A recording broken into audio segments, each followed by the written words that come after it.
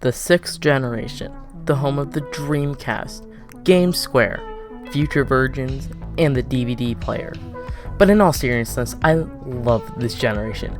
The best Sega and Microsoft consoles were on this gen, for God's sakes.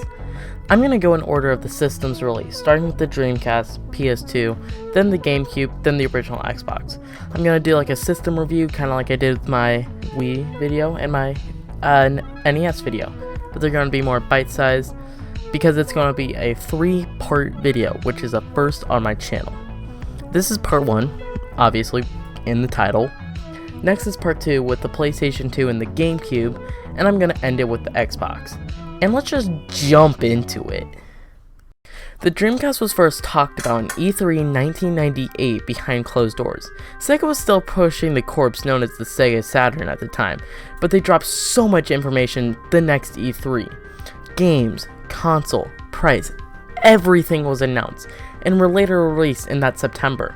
It actually sold very well to the start, but was killed by the upcoming PlayStation 2. And Sega's awful release of the Saturn made it so Sega really could not come back.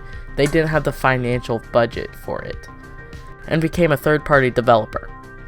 Anyways, the launch of the Dreamcast was great game-wise. Amazing games released like Power Stone, Sonic Venture, Ready to Rumble Boxing, Soul Calibur, and others. And other games just kept getting pumped out, like Shenmue, Phantasy Star Online, Space Channel 5, and Jet Grind Radio, which I like so much I bought 3 times.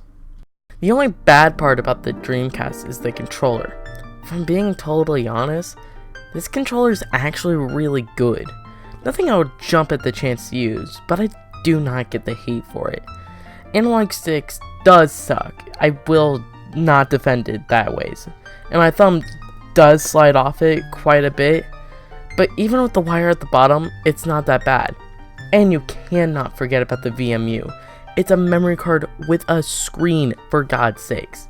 Now, all of my VMU's batteries have fried, so I can't use that part, but even when you don't have it out of the Dreamcast, when you have it plugged in, it even shows like little things on the controller, which is really nice in my opinion.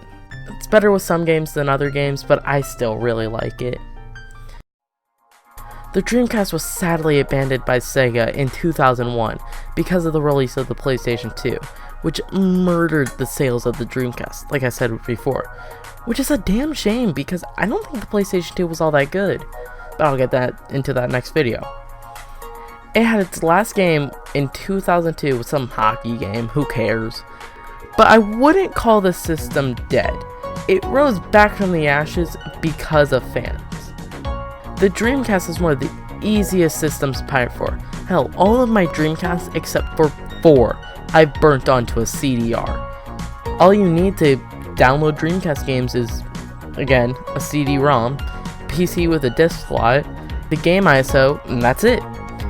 But since it's so easy to pirate games, it's also really easy to make your own.